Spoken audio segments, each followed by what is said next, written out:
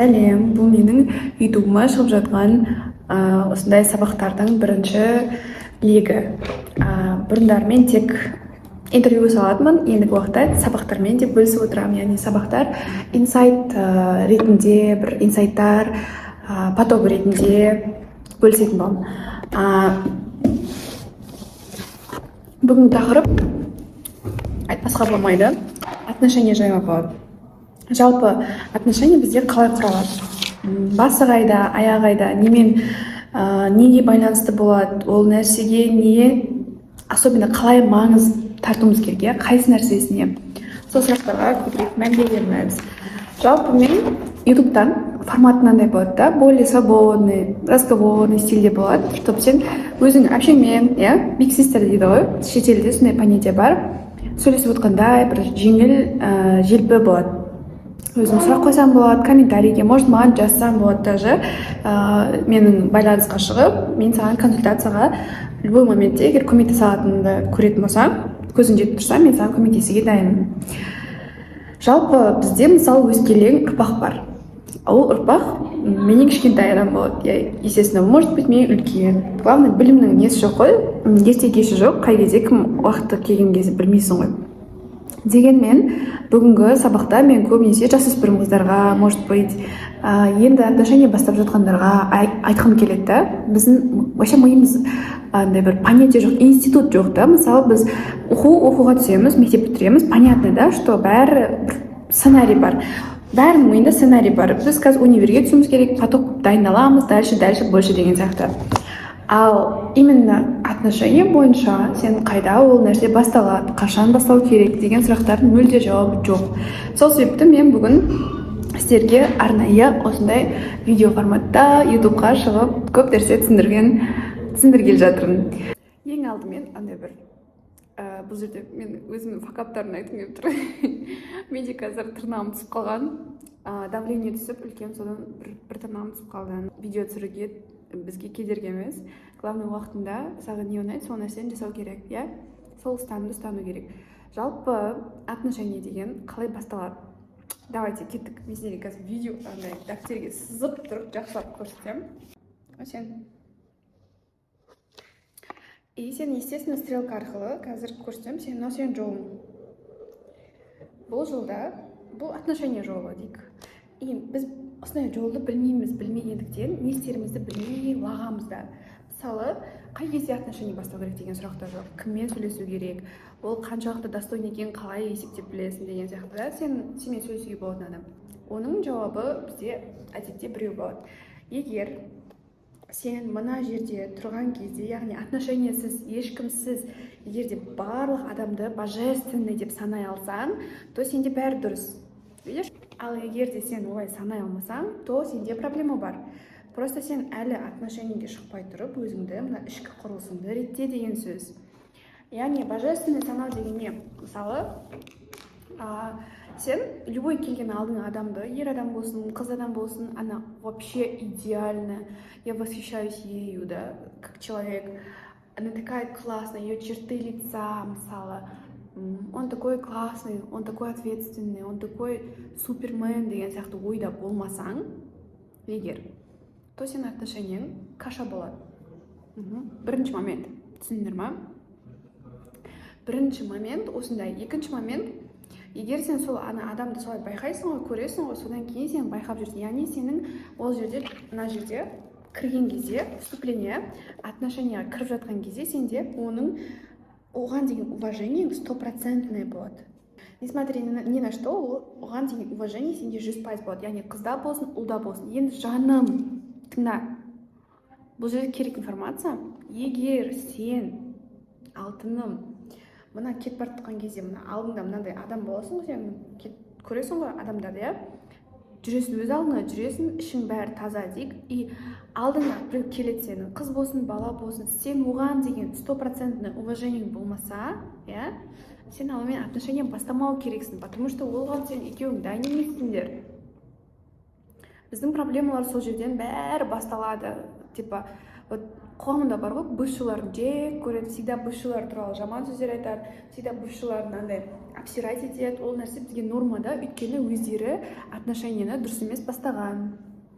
Отношения бастаған кезде всегда адамда уважение болу керек, бірінші орында 100% божественное уважение болу керек. Сол кезде ғана ол ары қарай соны стрелка бойынша жалғастыра алады.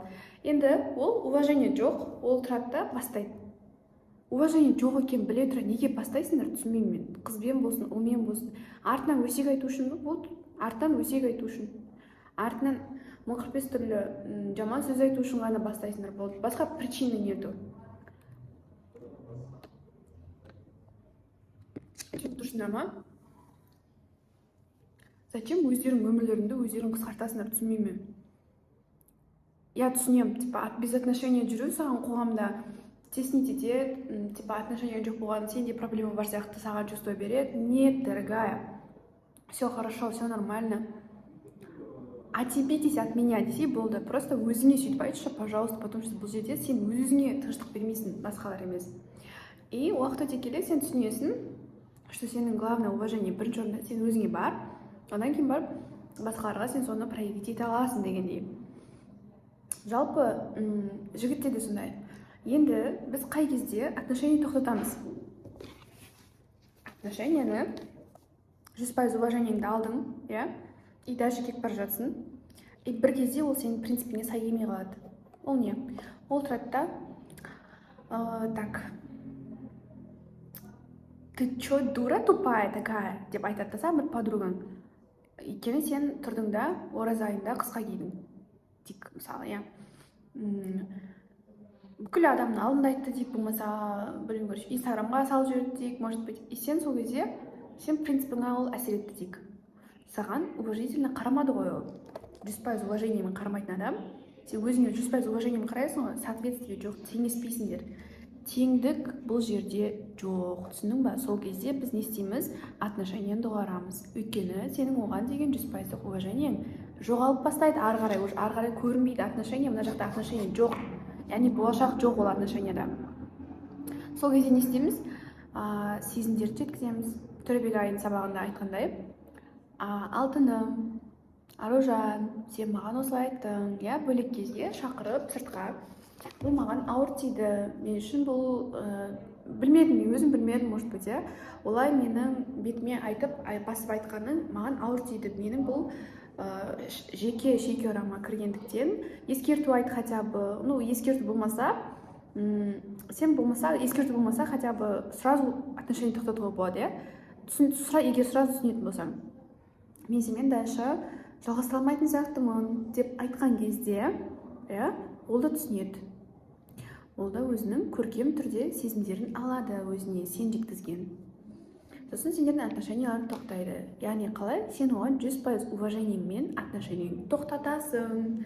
А не так, чтобы бір-біріңді жеп, жегілеп, езіп, до конца апарып, и сол біткен соң, сол бір-жерлеріңді ашап, соңында бүкіл әлемге өсектерін таратпайсыңдар. Өсек айтып, өтірік айту, это просто тупик, ребята. Это просто тупик, сен тупиктан өзіңді қайталап шығасың, мау қинамашы өзіңді. Просто по схеме. Вот. Схема, әдемі схема. Осы схеманы қайталап, бір көріп шықса, өзі-ақ түсінікті. Өзіміз қинамаймыз. Оны көрмей тұр дейм, иә? Көрініп тұр ма? Схема. Болды? Қандай сұрақ бар? Сұрақ қойыңдар. Бұл білім менде өзі қалыптасқан жоқ. Мен де басқа адамдардан оқыдым, көрдім, түсіндім деген сияқты. Бірақ өзімде кішкене бір база бар тұғын. Мен сол нәрсені өзім арқылы бойына өткізіп, алған дүниеме бөліскім келіп тұрған соң, ютубқа осылай салам деп шештім. Сендер қолдап жүрсеңдер, енді дальше больше сала берем ғой. Жалпы осындай лайв стористарды өзім жақсы көремін. Өмірден прямой алынған нәрселерді жақсы көремін. Өтірік, тағы бірдеңке қосып, подстраиваться етіп деген сияқты нәрселерді ұнатпаймын. Вообще ұнатпаймын. Сондай. Тіркеліп, каналға жазылып қойыңыздар. Сіздерге алдағы уақытта бүкіл адамдарға разбор жасап, жақсылап тұрып көздерінде ұшатын нәрселер айтамын. Өйткені өзім сондай нәрсені жақсы көремін да, кумир етемін сондай адамдарға. Особенно Турбек ағай менің кумирім, честно, потому что ол сондай адам, да. Мне бы тоже хотелось бы, как этот мастер, коуч, вести свои влоги, жизнь в целом.